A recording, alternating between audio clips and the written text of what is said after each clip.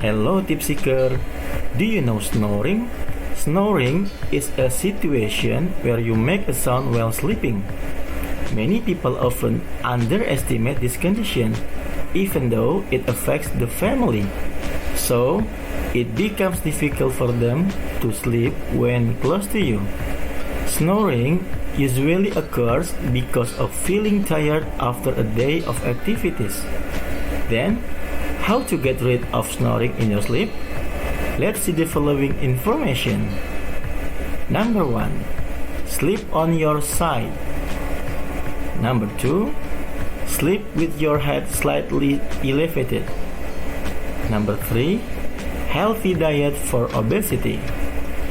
Good luck and see you!